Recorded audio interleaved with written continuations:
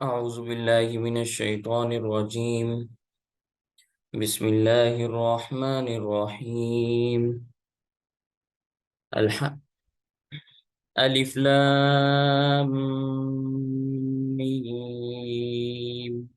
ذلك الكتاب لا ريب فيه هدى للمتقين الذين يؤمنون بالغيب ويقيمون الصلاة ومما رزقناهم ينفقون والذين يؤمنون بما أنزل إليك وما أنزل من قبلك وبالآخرة هم يوقنون.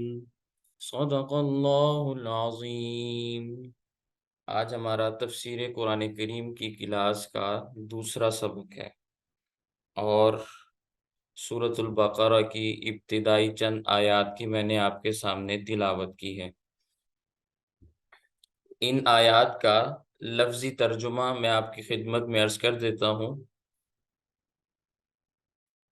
پہلے لفظی ترجمہ دیکھ لیں اور پھر میں کچھ تفسیری باتیں آپ کے سامنے عرض کرتا ہوں. الف لام میم ذالک الکتاب، یہ کتاب ہے، لا ریب فیہ، اس میں کوئی شک نہیں، ہدن، یہ ہدایت ہے، للمتقین، پرہیزگاروں کے لیے، الذین، پرہیزگار وہ لوگ ہیں، یؤمنون بالغیب، جو ایمان لاتے ہیں بغیر دیکھے، وَيُقِيمُونَ الصَّلَاةَ، اور وہ قائم کرتے ہیں نماز کو، وَمِمَّا، اور اس چیز میں سے، رَزَقْنَاهُمْ، جو ہم نے ان کو رزق دیا، يُنفِقُونَ، خرچ کرتے ہیں، وَالَّذِينَ، اور وہ لوگ، يُؤْمِنُونَ، جو ایمان لاتے ہیں، بِمَا، اس چیز پر، انزل الیک، جو نازل کی گئی آپ کی طرف، وما، اور اس چیز پر، انزل من قبلک، جو نازل کی گئی آپ سے پہلے لوگوں کی طرف، وبالآخرۃ ہم یوقنون، اور وہ آخرت پر یقین رکھنے والے ہیں. یہ سورۃ البقرہ کی ابتدائی چند آیات ہیں اور اس سورت کا نام سورۃ البقرہ ہے. قرآن کریم کی ترتیب کے لحاظ سے اس کا دوسرا نمبر ہے.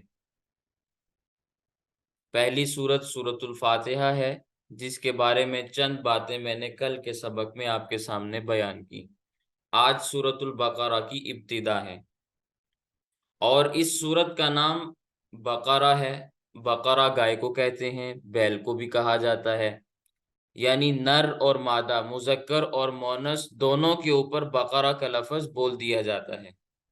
ٹھیک ہے، تو اس سورت کا نام بقرہ اس لیے رکھا گیا کہ حضرت موسیٰ علیہ السلام کے زمانے میں ایک عامیل نامی شخص تھا، اس کو اس کے بھتیجوں نے یا چچا زاد بھائیوں نے، جس کو آج کی زبان میں آپ کزن کہہ سکتے ہیں، انہوں نے جائیداد پر قبضہ کرنے کی خاطر قتل کر دیا. ان کا خیال یہ تھا کہ فیصلہ تو گواہوں پر ہوتا ہے اور موقع پر تو کوئی گواہ بھی نہیں تھا، لہٰذا بات آئی گئی ہو جائے گی اور معاملہ کسی جانب حل ہو جائے گا.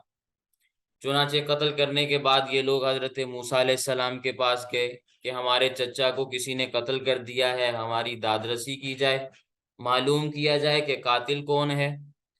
تو حضرت موسیٰ علیہ السلام نے فرمایا، اللہ تعالیٰ کا حکم ہے، فَاذْبَحُوا بَقَرَةً، تم گائے کو ذبح کرو، اس کا ایک حصہ مثلا دل، اس مردے کو مارو، وہ زندہ ہو کے خود بتائے گا کہ میرا قاتل کون ہے. چنانچہ انہوں نے کافی سوالات اور جوابات لینے کے بعد گائے کو ذبح کیا، اس کا ایک حصہ مردے کو مارا گیا تو وہ زندہ ہوا اور اس نے بتایا کہ میرا قاتل فلاں ہے. تو چونکہ اس صورت میں اس بقرہ یعنی گائے کا ذکر ہے، اس لیے اس سورت کا نام سورۃ البقرہ رکھا گیا.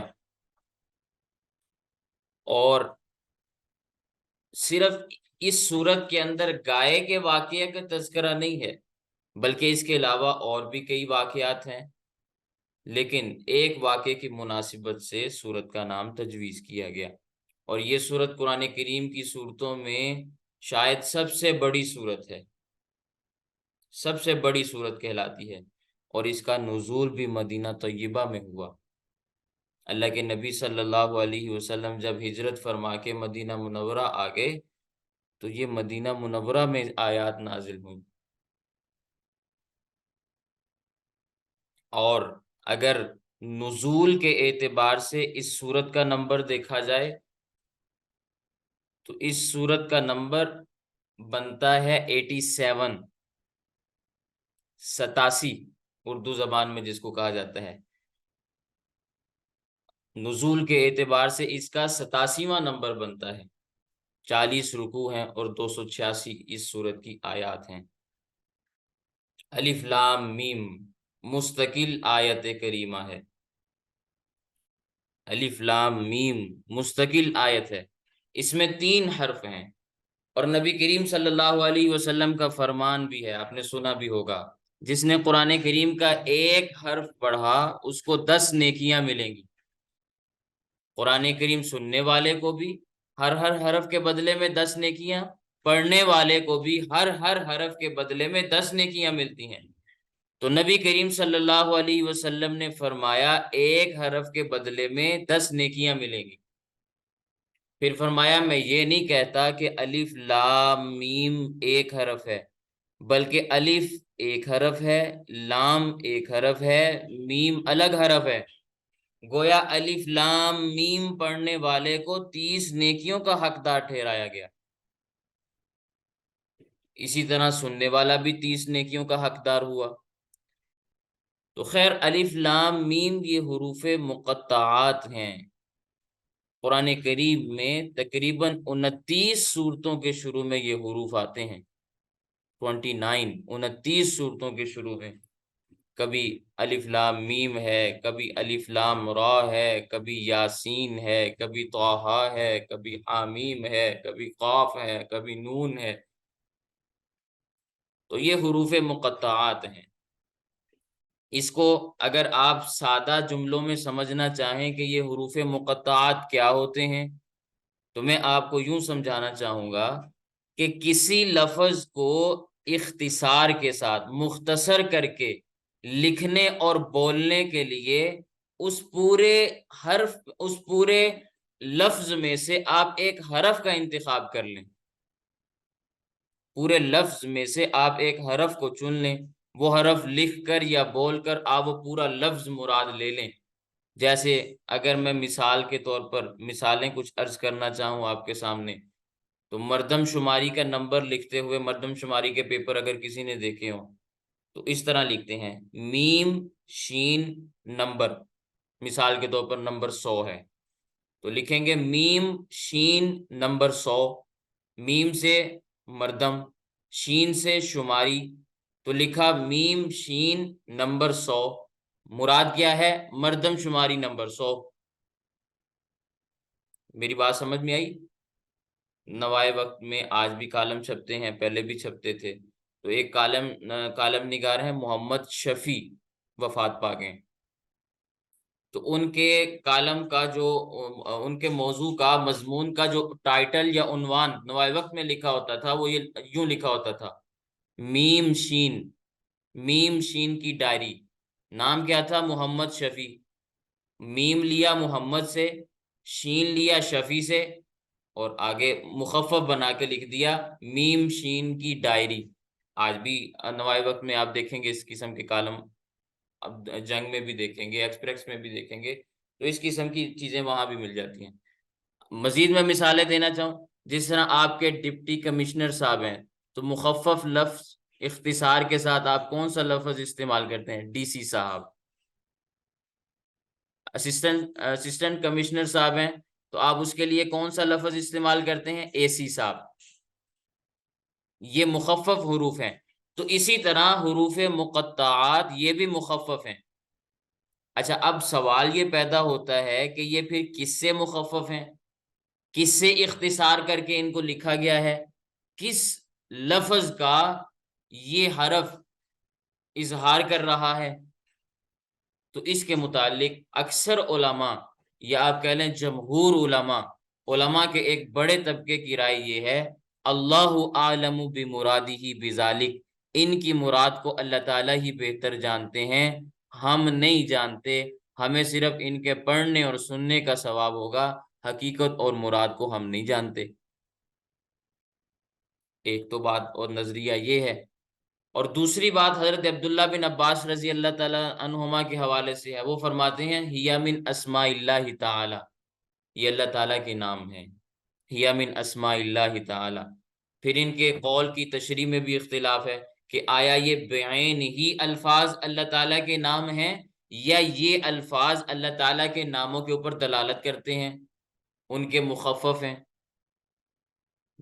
تو ان کی اس بات کی تشریح میں پھر مزید اختلاف آ جاتا ہے۔ تو ایک گروہ یہ کہتا ہے کہ یہ بعین ہی اللہ تعالیٰ کے نام ہیں، ان پر پھر اعتراض یہ ہوتا ہے کہ اللہ تعالیٰ کے تو 99 ناموں میں یہ نام ہم نے نہیں پڑھے، اللہ تعالیٰ کے 99 نام آپ نے پڑھے ہیں نا، تو وہاں تو یہ نام نہیں آتے۔ تو علامہ راضی رحمہ اللہ، امام فخر الدین راضی رحمہ اللہ اپنی تفسیر کبیر میں، اور حافظ ابن کثیر رحمہ اللہ اپنی تفسیر ابن کثیر میں، اور قاضی ثناء اللہ پانی پتی رحمہ اللہ اپنی تفسیر مظہری میں یہ جواب دیتے ہیں کہ 99 نام تو اللہ تعالیٰ کے مشہور ہیں، اور غیر مشہور تو شمار سے ہی باہر ہیں، البتہ جو بذریعہ وحی نازل ہوئے ان کی تعداد بھی 5000 ہے، جو پہلی کتابوں میں پہلی صحیفوں میں نازل ہوئے تو مل ملا کے تعداد 5000 بن جاتی ہے۔ تو یہ صرف اللہ تعالیٰ کے مشہور 100 نام، 99 نام، صرف یہ اللہ تعالیٰ کے اسما نہیں ہیں بلکہ اس کے علاوہ اور بھی ہیں۔ تو خیر، بعض لوگ تو یہ کہتے ہیں کہ یہ بعین ہی اللہ تعالیٰ کے نام ہیں، اور دوسرا گروہ یہ کہتا ہے کہ یہ بعین ہی اللہ تعالیٰ کے نام نہیں ہیں بلکہ ناموں کے مختصر مخفف ہیں، مختصر الفاظ ہیں جو ان حروف کے اوپر دلالت کر رہے ہیں۔ مثال کے طور پر الف لام میم میں اگر آپ دیکھیں تو الف مخفف ہے لفظ اللہ سے، لام مخفف ہے اللہ تعالیٰ کے نام لطیفن سے، اللہ تعالیٰ کی صفتوں میں سے ایک صفت ہے نا لطیف، ذاتی نام تو اللہ جل جلالہ ہے، باقی سارے کے سارے صفاتی نام ہیں، جیسے رحمان ہے، رحیم ہے، جبار ہے، قہار ہے، یہ سارے صفاتی نام ہیں نا۔ تو اسی طرح لطیف بھی اللہ تعالیٰ کا صفاتی نام ہے۔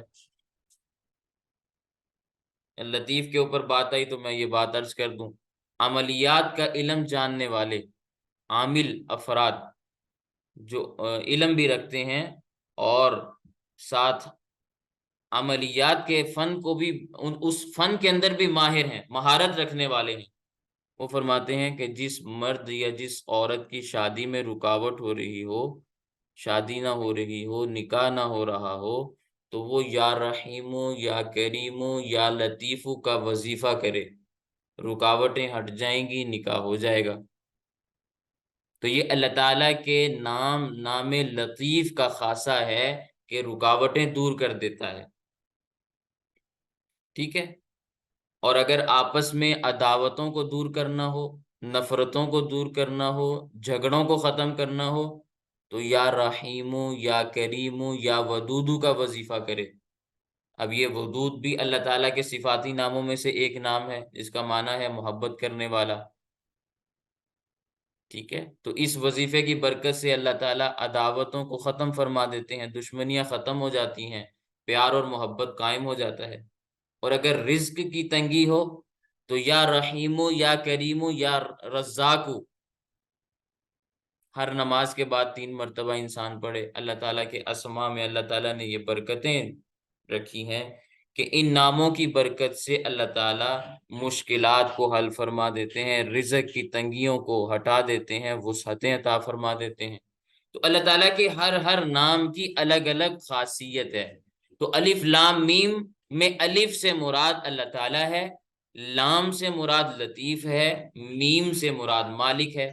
مالک بھی اللہ تعالیٰ کا نام ہے نا، مالک یوم الدین سورہ فاتحہ میں آپ نے پڑھا، جزا کے دن کا اللہ تعالیٰ مالک ہے۔ اور میم سے مراد مقتدر بھی ہو سکتا ہے، اللہ تعالیٰ کے اسما میں آپ نے یہ نام پڑھا ہے۔ مقیتن بھی ہو سکتا ہے، ٹھیک ہے، محیی بھی ہو سکتا ہے، یہ بھی اللہ تعالیٰ کے اسما ہے۔ البتہ تیسری بات ان حروف مقطعات کے متعلق، علامہ قاضی بیضاوی رحمہ اللہ، تفسیر بیضاوی والے، وہ فرماتے ہیں کہ 29 سورتوں کی ابتدا میں جو حروف مقطعات ہیں یہ سرم بین اللہ و بین رسول ہی ہے، اللہ تعالیٰ اور اللہ تعالیٰ کے رسول کے درمیان یہ راز ہیں، ان دو ہستیوں کے بعد ان کا مطلب کوئی نہیں جانتا۔ اور ان کا یہ مفہوم بھی بیان کیا کہ الف سے مراد آلاء اللہ ہیں، الف سے کیا مراد ہے؟ آلاء اللہ۔ آپ تفسیر بیضاوی کھول کے دیکھ لیں، ہمارے درس نظامی کے نصاب میں تفسیر بیضاوی کو باضابطہ پڑھایا جاتا ہے۔ تو علامہ بیضاوی رحمہ اللہ کیا فرماتے ہیں؟ الف سے کیا مراد ہے؟ آلاء اللہ۔ آلاء یہ قرآن کریم کے اندر آتا ہے نا، سورۃ رحمان کے اندر، فَبِأَيِّ آلَاءِ رَبِّكُمَا تُكَذِّبَانِ، مراد نعمتیں ہیں کہ تم اپنے پروردگار کی کون کون سی نعمتوں کو جھٹلاؤ گے۔ فَبِأَيِّ آلَاءِ، تو الف سے مراد آلاء اللہ ہیں، لام سے مراد لطف اللہ ہے، اور میم سے مراد ملک اللہ ہے۔ معنی بنے گا نعمتیں بھی اللہ کی، مہربانی بھی اللہ کی، ملک بھی اللہ کا۔ یہ حروف مقطعات کی مختلف تعبیریں ہیں جو علماء نے بیان فرمائی، لیکن اصل مذہب یہی ہے کہ صحیح مفہوم اللہ تعالیٰ ہی بہتر جانتے ہیں۔ تو یہ الف لام میم کے متعلق میں نے کچھ وضاحت آپ کی خدمت میں عرض کی۔ دوسری بات، ذالک الکتاب، یہ کتاب جو ہمارے سامنے موجود ہے، لا ریب فی، اس میں کوئی شک نہیں ہے کہ یہ اللہ تعالیٰ کی کتاب ہے، اس میں کوئی شک نہیں ہے، یہ منبع رشد و ہدایت ہے، اس میں کوئی شک نہیں ہے، اس کی ہر بات حقیقت پر مبنی ہے، اس میں کوئی شک نہیں ہے۔ پھر بظاہر سوال پیدا ہوتا ہے کہ شک کرنے والوں نے تو قرآن کریم پر شک کیا، چنانچہ خود قرآن کریم میں موجود ہے، پہلے پارے کا تیسرا رکوع، اس کی دوسری آیت آپ دیکھ لیں، وَإِن كُنتُمْ فِي رَيْبٍ مِّمَّا نَزَّلْنَا عَلَىٰ عَبْدِنَا فَأْتُوا بِسُورَةٍ مِّن مِّثْلِهِ، اور اگر تم شک میں ہو اس قرآن کے بارے میں جو ہم نے اپنے بندے پر نازل کیا، تو لاؤ اس جیسی کوئی اور کتاب، لاؤ اس جیسی کوئی اور صورت۔ تو اس سے معلوم ہوا کہ شک کرنے والوں نے قرآن کریم پر شک کیا، تبھی تو اللہ تعالیٰ نے فرمایا نا۔ لیکن یہاں اللہ تعالیٰ کیا فرما رہے ہیں؟ ذالک الکتاب لا ریب فی، اس میں کوئی شک ہی نہیں ہے۔ تو آپ اس عقدے کو کیسے حل کریں گے؟ تو اس کا جواب یہ ہے، قرآن کریم میں تو کوئی شک نہیں ہے، لیکن لوگوں کے ذہنوں میں شک ہو سکتا ہے، شکی آدمی کے ذہن کے اندر شک ہو سکتا ہے، قرآن کریم میں تو کوئی شک نہیں ہے۔ یہ دو باتیں الگ الگ ہیں، دو چیزیں الگ الگ ہیں۔ ایک یہ ہے کہ قرآن کریم میں شک کا پایا جانا یہ تو ممکن نہیں، ہاں دوسری بات یہ ہے کہ آپ کے دماغ میں شک کا آ جانا یہ الگ چیز ہے، ٹھیک ہے۔ اس کی مثال آپ اگر سمجھنا چاہیں تو جیسے شہد ہے، کہ اس کے شہد کے میٹھا ہونے میں کسی کو کوئی شک نہیں ہے، جو آدمی بھی شہد سے واقف ہے وہ اس کی مٹھاس سے بھی واقف ہے، تو شہد کے میٹھا ہونے میں کسی کو کوئی شک نہیں۔ لیکن ایک صفراوی مزاج والے آدمی کو بخار چڑھا ہوا ہو تو اسے شہد کڑوا لگتا ہے، اب شہد تو کڑوا نہیں ہے، اس کا مزاج کڑوا ہے نا۔ اسی طرح قرآن کریم میں تو کوئی شک نہیں ہے، لیکن لوگوں کے ذہنوں میں شک ہے۔ یا آپ اگر اس طرح سمجھیں کہ بعض آدمی بھینگے ہوتے ہیں، ان کو ایک کی بجائے دو دو چیزیں نظر آ رہی ہوتی ہیں، آنکھ سے ایک چیز کی بجائے سامنے دروازہ ہے تو وہ سمجھتا ہے کہ یہ دو دروازے ہیں، تو ان کی آنکھ میں خلل ہوتا ہے، چیز تو ایک ہی ہوتی ہے نا۔ جیسے ہمارے شہر فیصل آباد میں غلام جیلانی برق ایک بھینگا قسم کا آدمی تھا، اس نے دو قرآن کے نام سے کتاب لکھی، उस बहंगे आदमी को 2 कुरान नजर आते थे ना। इसी तरह उसने एक किताब लिखी दो इस्लाम के नाम से। तो दो इस्लाम नामी किताब जब उसने लिखी तो उसका जवाब लिखा हजरत मौलाना सरफराज खान सफदर रहमतुल्लाह ने एक इस्लाम के नाम से, उसको जवाब देने के लिए। और उसने जो किताब लिखी थी दो कुरान के नाम से, उसका जवाब हजरत मौलाना कारी मोहम्मद तैयब कासमी नव्वरल्लाहु मरकदहू ने एक इस्लाम के नाम, एक कुरान के नाम से किताब लिखी। तो खैर, कुरान करीम में कोई शक नहीं है, अलबत्ता जहनों में शक था। इसीलिए अल्लाह ताला ने कुरान करीम के अंदर ये बात इरशाद फरमाई, जालिकल किताब, ये किताब, ला रैब फी, इसमें किसी किस्म का शक व शुबा नहीं, हुदन, ये सरासर हिदायत है। हुदन, ये सरासर हिदायत है, ये निरी हिदायत है, इसमें हिदायत के सिवा कुछ और है ही नहीं। लिल मुत्तकीन, लेकिन ये हिदायत है परहेजगारों के लिए, मुत्तकीन के लिए। अब इस पर भी बज़ाहिर एतराज होता है कि जो पहले ही परहेजगार हैं उनके लिए हिदायत का हो जाना ये कौन सा कमाल हुआ भाई? कमाल तो ये था कि नाफरमानों के लिए हिदायत होती ना, मुजरिमों के लिए ये किताब हिदायत बनती। अल्लाह ने क्या फरमाया? हुदन, ये हिदायत है, सरासर हिदायत है, लिल मुत्तकीन, परहेजगारों के लिए। इसका जवाब ये है कि कुरान करीम हिदायत तो तमाम इंसानों के लिए है। जैसे दूसरे पारे में अल्लाह ताला ने ये बात इरशाद फरमाई, शहरु रमज़ान अल्लज़ी उन्ज़िला फ़ीहिल क़ुरआन हुदल लिन्नास, शहरु रमज़ान अल्लज़ी उन्ज़िला फ़ीहिल क़ुरआन हुदल लिन्नास। और सूरतुल फुरकान में है, तबारकल्लज़ी नज़्ज़लल फुरक़ान अला अब्दिही लियकून लिल आलमीन नज़ीरा। बाबरकत है वो ज़ात जिसने फुरकान नाजिल फरमाया अपने बंदे पर, ताकि तमाम जहानों के लिए नज़ीर बने, डराने वाला बने। मगर चूंकि फायदा इससे परहेजगार उठाते हैं, दूसरे लोग फायदा नहीं उठाते, इसलिए उनके लिए हिदायत पहुंचने के एतबार से कि मुत्तकी इसको कबूल करने वाले हैं और दूसरे लोग कबूल नहीं करते।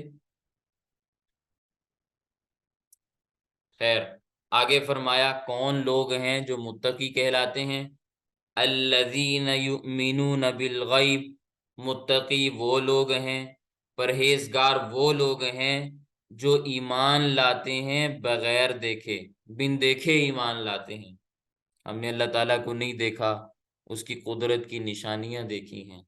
हमारा ईमान है कि अल्लाह ताला वाजिबुल वजूद ज़ात है, तमाम सिफात व कमालात को जामे है, सारा जहान उसके तसर्रुफ और कब्जे में है, न उसकी इब्तिदा है न उसकी इंतहा है, न उसका बाप है न उसकी माँ है, न वो खाता है न वो पीता है, न वो बीमार होता है न उसको मौत आनी है, और वो तमाम कमजोरियों ऐबों से पाक है।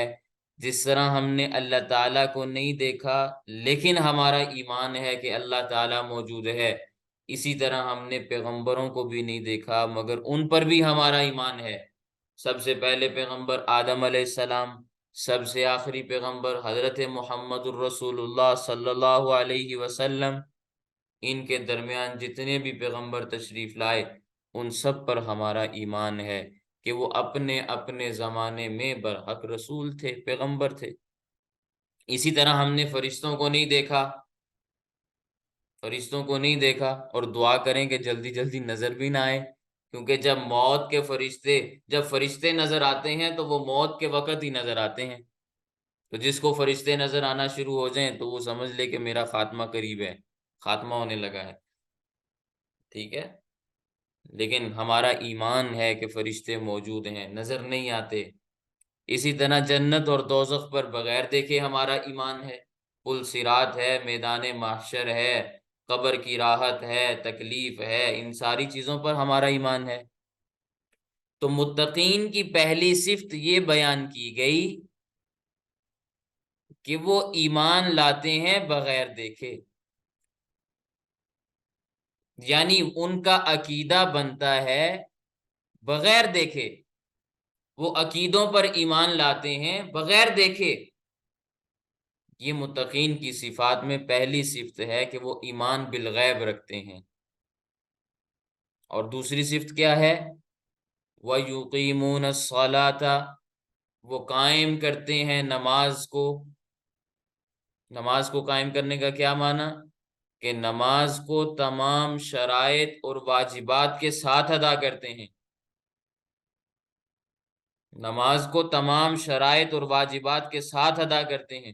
جو لوگ رکوع کو، سجدے کو، قومے کو، جلسے کو اطمینان کے ساتھ ادا نہیں کرتے، ان کی نماز کامل نہیں ہے، وہ ٹکروں والی نماز ہے۔ اس کی بہت ساری تشبیہات اللہ کے نبی صلی اللہ علیہ وسلم کی احادیث میں بھی ملتی ہیں۔ اللہ کے نبی صلی اللہ علیہ وسلم نے منع فرمایا ویسا کرنے سے۔ وَيُقِيمُونَ الصَّلَاةَ، اور وہ نماز کو قائم کرتے ہیں، یعنی نماز کو اپنی تمام شرائط اور واجبات کے ساتھ ادا کرتے ہیں، اطمینان کے ساتھ ادا کرتے ہیں، کامل نماز پڑھتے ہیں۔ اور تیسری صفت بیان فرمائی وَمِمَّا رَزَقْنَاهُمْ يُنْفِقُونَ، اور اس چیز سے جو ہم نے ان کو رزق دیا خرچ کرتے ہیں۔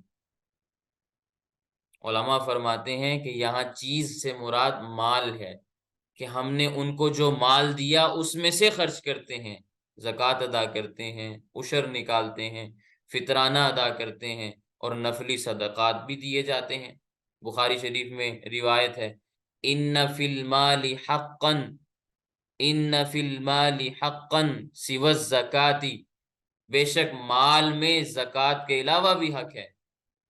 بعض لوگ بڑے کنجوس ہوتے ہیں، زکوٰۃ کے مال کے علاوہ مال خرچ کرنے کے لیے تیار ہی نہیں ہوتے۔ رشتہ داریاں بھی زکوٰۃ کے ساتھ نبھاتے ہیں۔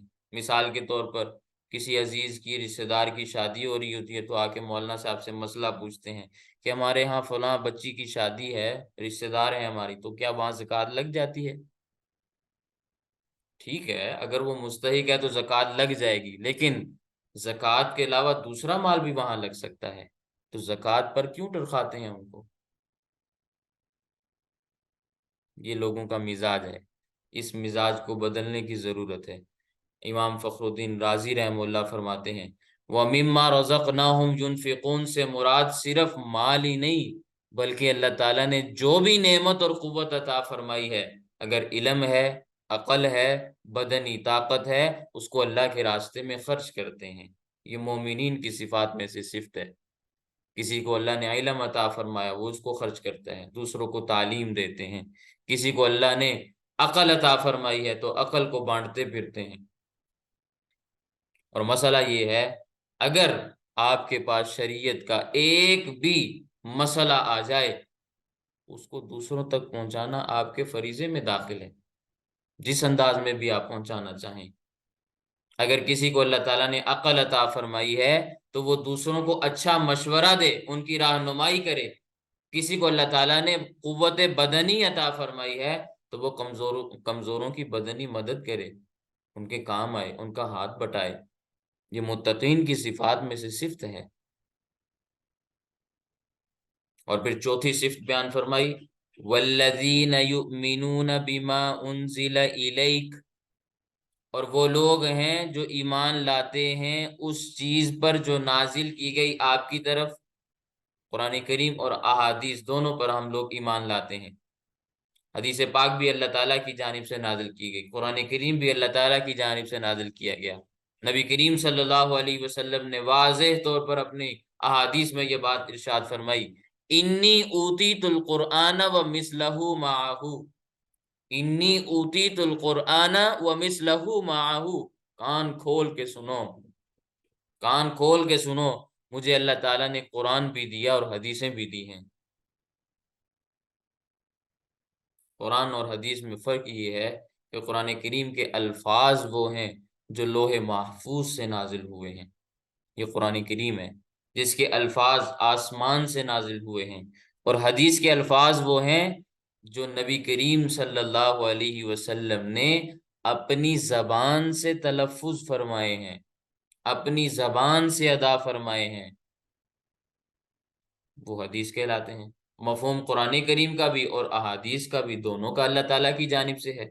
قرآن کریم کے الفاظ بھی اللہ تعالیٰ کی طرف سے ہیں، معانی اور مفاہیم بھی اللہ تعالیٰ کی طرف سے ہیں۔ حدیث پاک میں مفہوم تو اللہ تعالیٰ کی جانب سے ہے، لیکن اس کی تعبیر نبی کریم صلی اللہ علیہ وسلم اپنے الفاظ میں فرماتے ہیں۔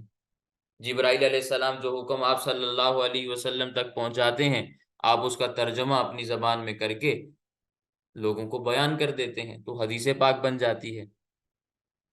تو اسی لیے علماء فرماتے ہیں جس طرح قرآن کریم کا منکر کافر ہے، اسی طرح مجموعی حیثیت سے احادیث کا انکار کرنے والا بھی پکا کافر ہے۔ منکرین حدیث کفار کی فہرست میں شمار ہوتے ہیں۔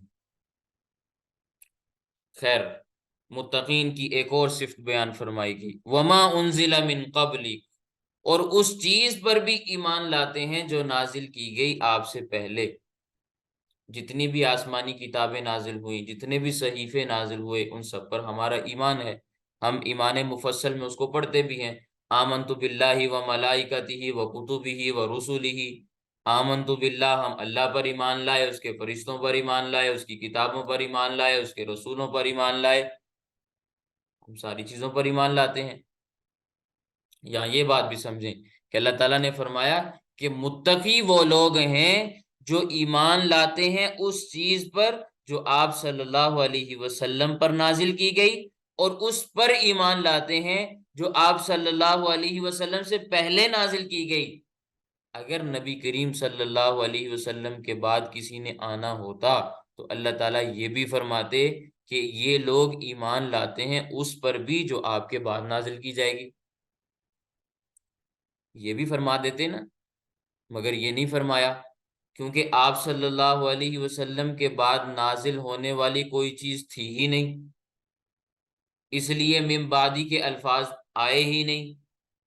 اگر آپ صلی اللہ علیہ وسلم کے بعد نبوت ہوتی اور وحی آنی ہوتی تو یقیناً اللہ تعالیٰ اس کے متعلق بھی بیان فرما دیتے، لیکن اللہ تعالیٰ کا بیان نہ فرمانا اس بات کی دلیل ہے کہ نبی کریم صلی اللہ علیہ وسلم پر وحی آخری وحی ہے، نبی کریم صلی اللہ علیہ وسلم پر نازل ہونے والی کتاب آخری کتاب ہے، اور نبی کریم صلی اللہ علیہ وسلم خود آخری نبی ہیں، ان کے بعد نبوت نہیں ہے۔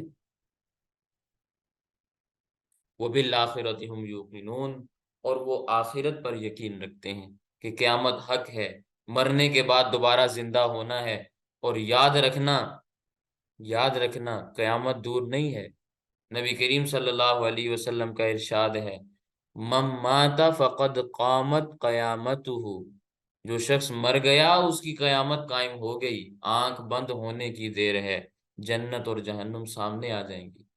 آنکھ بند ہونے سے پہلے دنیا کی زندگی کے آخری لمحات میں فرشتے بھی نظر آتے ہیں، مرنے والے کے علاوہ کوئی اور شخص ان چیزوں کو نہیں محسوس کر سکتا، کیونکہ یہ ایمان بالغیب ہے۔ اور مرنے والے کو جان نکالنے والا فرشتہ اور اس کے ساتھی جو اس کے ساتھ آتے ہیں، اس کے معاونین، سب نظر آتے ہیں۔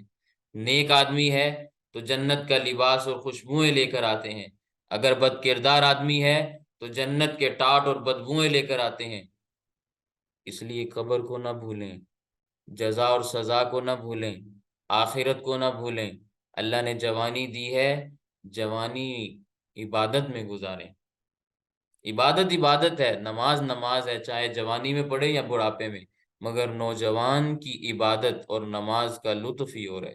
قرآن کریم کے اندر بھی اللہ تعالیٰ نے یہ باتیں بیان فرمائی، اور احادیث میں بھی اللہ کے نبی صلی اللہ علیہ وسلم نے یہ بات ارشاد فرمائی کہ قیامت والے دن اللہ تعالیٰ کے عرش کے سائے کے نیچے جن لوگوں کو جگہ ملے گی، ان میں ایک وہ شاب نوجوان ہوگا، نشأ فی عبادت اللہ تعالی، جس کی جوانی اللہ تعالیٰ کی عبادت میں گزری ہوگی۔ مرد ہو یا عورت ہو، نوجوانی میں اگر عبادت کریں گے، اللہ تعالیٰ کل قیامت کے دن عرش الہی کا سایہ نصیب فرمائیں گے۔ لہٰذا جوانی کی حالت میں عبادت کا بڑا مقام ہے، بڑا درجہ ہے۔ اس لیے اس سبق میں آپ کے سامنے جو باتیں بیان کی جائیں ان کو صرف سننا نہیں ہے بلکہ اس پر عمل بھی کرنا ہے۔ اللہ تعالی ہم سب کو اعمال صالحہ کرنے کی توفیق عطا فرمائے۔